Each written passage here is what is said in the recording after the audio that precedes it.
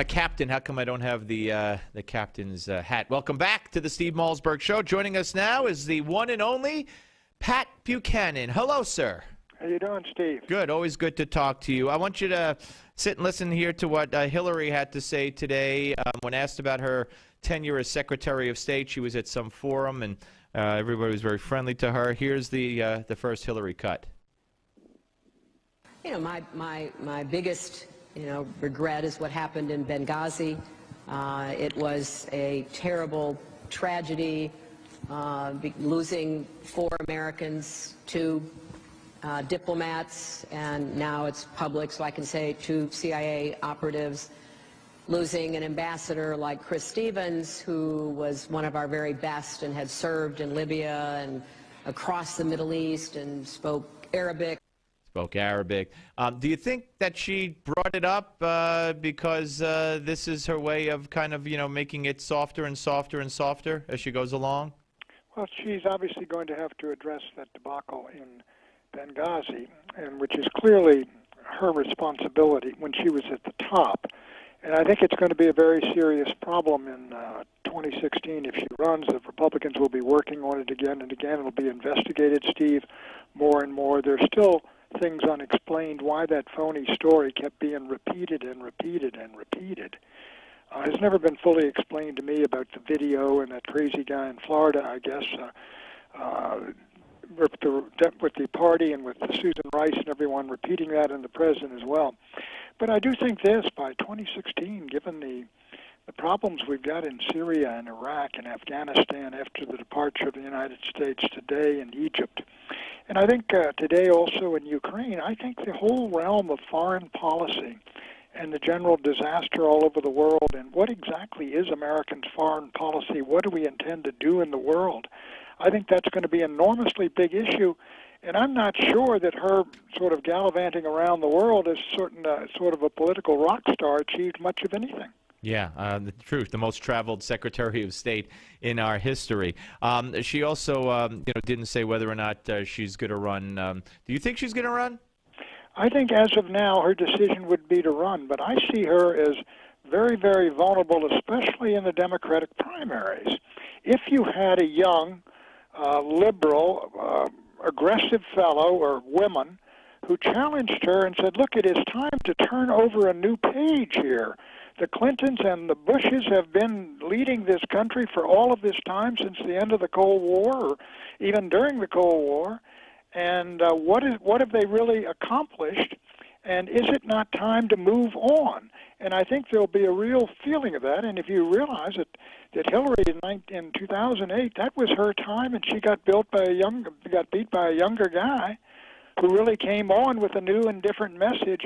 And I think Hillary's more vulnerable than people think. She is obviously older. She's going to be close to the age when Reagan won the presidency, but Reagan was a Hollywood movie star, and Hillary, for all her gifts, is not a Hollywood movie star. Very well said. Let me let you hear this here. This is Rand Paul speaking on Meet the Press, about this Huckabee. Supposedly they're turning this into a continuation of the war on women, even though he was just pointing out how the Democrats demean and belittle women. But here's what Rand Paul said. He brought this up, and I applaud him for this. Here's cut number 3. I think we have a lot of debates in Washington that get dumbed down and are used for political purposes. This whole sort of war on women thing, I'm scratching my head, because if there was a war on women, I think they won. The women in my family are incredibly successful. I have a niece at Cornell Vet School, and 85% of the young people there are women. In law school, 60% are women. In med school, 55%. My younger sister's an OBGYN with 6 kids and doing great. I don't see so much that women are downtrodden. I see women rising up and doing great things. And in fact, I worry about our young men sometimes, because I think the women really are out competing the men in our world. All right, that's not the cut that I had envisioned, but he also took to task Bill Clinton and said, here's a Democratic Party that worships Bill Clinton, a man who had an affair with an intern, a subordinate in his office. And, he could have gone on and rattled off, accusations of rape by Juanita Broderick, accusations of sexual assault in the Oval Office by Kathleen Willey, accusations of exposing himself from Paula Jones. And I've always said that, and especially in the wake of calling the Tampa Convention a convention of rapists because of what one conservative congressman said. That's how they labeled that convention in 2012. And then they went on and they bowed down to Bill Clinton. I saw the irony in that right from the get-go. Are you surprised that someone in the mainstream establishment of the Republican Party, if you could call Rand Paul that, brought it up finally? No, I'm not. I think his wife had said something, and that was a question that was thrown at Rand Paul. Yes. I saw that quote. And what Rand Paul was saying is, don't give me this guff about being the heroic defender of women when the leader of your party did the following, and you did nothing about it, and you had to vow something of silence about it. And so I think what it shows on Rand Paul's part, first, is a willingness to fight and to get back in the face of the people in the media and elsewhere that go on after repeating this nonsense about being a party of the war on women. And I think that will help Rand Paul, and it's perfectly legitimate. It's political hardball. It will put off, I'll tell you, some media, but it will probably rally some Republicans who say, look, we need a fighter, and if somebody's going to make a mistake, I'd rather he be throwing a flurry after the bell than taking the fetal position in the corner. Yeah, absolutely. No, I couldn't agree with you more. And, I don't know how far they want to take this. We have Lucy Ann Goldberg coming on tomorrow. I don't know how much the conservative media will now bring forth these people again. And, Hillary Clinton herself, according to Juanita Broderick, she considered it a threat. Hillary grabbed her hand at a party and said, thank you for what you're doing for us. And then she tried to get away, and she wouldn't let her get away. So, Steve, mistreatment of women is something that, quite frankly, is a bipartisan offense. But good heavens, do we really have to take lectures from the party of Bill Clinton? I'm so glad. And John Edwards and Governor what's his name up in New York, and candidate for mayor, the candidate for mayor who did the sexting. What is going on? Oh here? Yeah, Wiener and all that. Yeah. All right, now I don't have this soundbite, but here's something that I'm sure I can't wait to hear what you have to say. And I mean, this is so frightening and sad and scary all at once. And this is Department of Homeland Security Secretary Johnson, who spoke the other day at a U.S. Conference of Mayors in Washington, D.C., and said that illegals have earned the right to be citizens. I'll read you the quote here.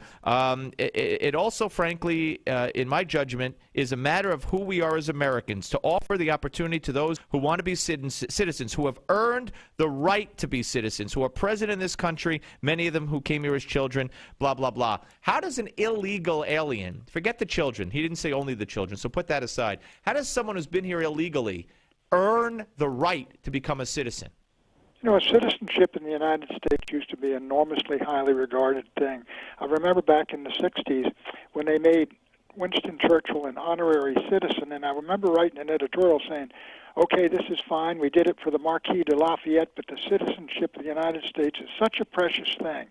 And to suggest that someone automatically has a right to citizenship because he broke our laws, broke into our country, and is breaking the law by working illegally and colluding with businessmen who are breaking the laws, thereby has earned citizenship in the United States, that is to demean the idea of an American citizen. Yeah, absolutely. I couldn't agree with you more. It's very very, very scary and sad. Maybe scared is a word. Anyway, what about tomorrow? Just class warfare. We hear he's going to blame Congress. We hear he's going to threaten to use his pen. It's going to be all about income inequality and all that kind of stuff. I just think that this could be one of the most divisive states of the union, if not the most, in my lifetime, certainly. It could, but usually the president, when he gets up there, does not get too divisive. He's looking out at the national audience, after all, and he's got his side of the country, cheering him on, that minority. And there's a minority in the country, it's getting pretty close to a majority, that doesn't like him. And if I were him, what I would do is say, look, can we not at least agree on some help for those who have come here, the kids who have been brought here illegally through no fault of their own? Can we not at least raise the minimum wage to some degree? Can we not avoid, default on our debts through this and that? And why can we not work together and at least move part way on all these? And I'll reach my hand out to you, but I will, if I don't get, some reciprocity, I'm going to have to do what I can for the causes I believe in. And I would use that tone of voice if I were the President of the United States, rather than get up here and say, listen, I've had enough of your act. Right. Well, the thing is with him, you never know. You never know. Pat, always a pleasure to speak to you, sir. Thank you very much. Steve. Take care. Bye-bye. Pat Buchanan, ladies and gentlemen, here on the Steve Malzberg Show. A lot of ground, a lot of stuff going on, and that's what makes it so great to do a show like this and to be able to talk about all this. And it's just let's before we get to the next segment, then the final segment of the show, I think I have time here for this. And this comes from Tim Graham at Media Research Center.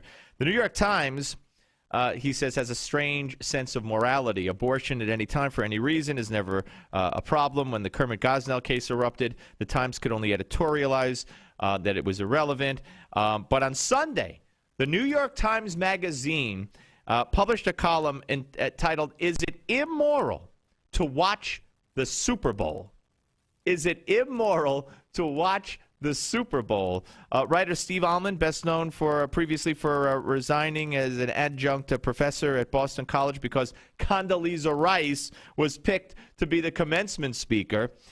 He argued that sending men to the NFL was like sending our underclass of soldiers off to war in Afghanistan. That's right. That's right. Pro sports are, by definition, monetized arenas for hypermasculinity. Which, by the way, hypermasculinity, any kind of masculinity, bad. Remember that. Masculinity, bad. Football is nowhere near as overtly vicious as, say, boxing, but it is the one sport that most faithfully recreates our childhood fantasies of war as a winnable contest. Over the past 12 years, as Americans have sought a distraction from the moral incoherence of the wars in Afghanistan and Iraq, the game has served as a loyal and satisfying proxy. It's become an acceptable way of experiencing our savage impulses. The cultural where did I lost my place? Lodestar, when it comes to consuming violence, what differentiates it from a glut of bloody films and video games we devour is our awareness that the violence in football and the toll of that violence is real. The struggle playing out in living rooms across the country is that of a civilian leisure class that has created for its own entertainment a cast of warriors too big and strong and fast to play a child's game without grievously injuring one another. The very rules that govern our perceptions of them might well be applied to soldiers. Those who exhibit impulse savagery on the field are heroes. Those who do so off the field are reviled monsters. The civilian and the fan participate in the same basic transaction. We offload the moral burdens of combat mostly to young men from the underclass, whom we send off to battle with cheers and largely ignore when they wind up wounded.